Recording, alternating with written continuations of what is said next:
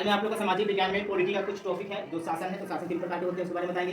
इन शक्तियों कितने प्रकार के होते हैं तो उसको किन तरह को हम बारी बार बताएंगे। ठीक है, जैसे शक्तियों का प्रतिकरण है तो एक होते हैं यहाँ पे विधायिका, कार्यपालिका और न्यायपालिका। ये तीनों है जो अपने अलग अलग काम करते हैं, लेकिन कोई भी अपनी मर्जी से काम नहीं कर सकते हैं। ना तो विधायक अपनी मर्जी से काम करेंगे, ना कार्यपालिका करेंगे और न ही न्यायपालिका करेंगे। तीनों एक दूसरे को आपस में सामंजस्य बना के ही काम करते हैं। ठीक है, उसके बाद इस पॉइंट को है कि सरकार तीन तरह के होते हैं, यानी कि सरकार के तीन स्तर होते हैं। पहला होता है केंद्र सरकार, दूसरा होता है राज्य सरकार और तीसरा होता है स्थानीय सरकार। ठीक है, अब स्थानीय सरकार में कौन आते हैं, राज्य सरकार में कौन आते हैं और केंद्र सरकार में कौन आते हैं। तो केंद्र सरकार में तो राष्ट्रीय स्तर पर काम करते हैं, ठीक है, और राज्य सरकार है तो राष्ट्रीय स्तर पर काम होता है, और स्थानीय सरकार है तो ग्राम पंचायत या नगर स्तर पर काम करते हैं। और ये तीनों का काम अलग अलग है। जैसे फॉर एग्जाम्पल से आप लोग मैं समझाता हूँ, अगर आपके घर में बिजली के बल्ब अगर नहीं जल रहे हैं, ठीक है, तो सबसे पहले हम स्विच ऑन करेंगे, उससे भी काम नहीं चलेगा तो बिजली मिस्त्री को बुलाएंगे, अगर उससे भी काम नहीं चलेगा मिस्त्री आएगा आपके घर तक नहीं लाना, तो बिजली मिस्त्री को अपने बिजली विभाग के पास वापस सोचते हैं कि इस एरिया में लाने नहीं आ रहा है। तो यानी कि कह सकते हैं कि एक लेवल होती है, हर स्तर पे अपना अपना काम होती है। एक और उदाहरण से मैं आपको समझाता हूँ, अगर कोई गांव में अगर बाढ़ आ जाती है, ठीक है, तो वहाँ तो स्थानीय सरकार है, जो मुखिया हो गया, ग्राम पंचायत में और भी सब आते हैं,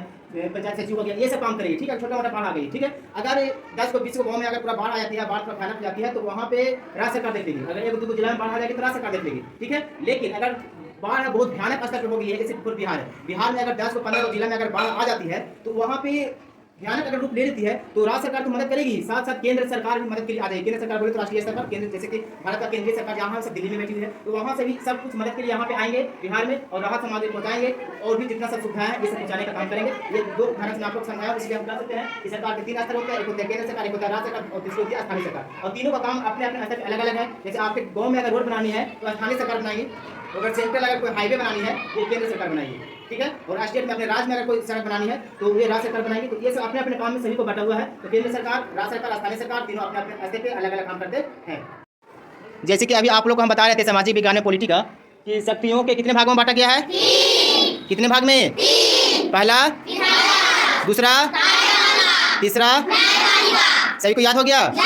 एक बार पुनः आप लोग बोलेंगे, शक्तियों का जो पृथक्करण किया गया, बांटा गया है, तब कितने भागों में बांटा गया है, कितने भागों में, पहला भाग क्या, विधायिका, दूसरा कार्यपालिका, तीसरा न्यायपालिका। ठीक है, यहाँ तक समझ में आ गया आप लोग को। अब है सरकार के कितने स्तर होते हैं, कितने स्तर होते हैं, पहला, दूसरा, तीसरा। राष्ट्रीय स्तर पर कौन काम करेंगे, कौन काम करेंगे, और राज्य स्तर पर कौन काम करेंगे, कौन काम करेंगे, और स्थानीय स्तर पर या फिर बोले कि नगर या ग्राम स्तर पर कौन काम करेंगे, ग्राम अथवा नगर स्तर पर कौन काम करेंगे। सभी को याद हो गया। ठीक है, घर पे जाके एक बार प्रैक्टिस कर लेंगे। ठीक है।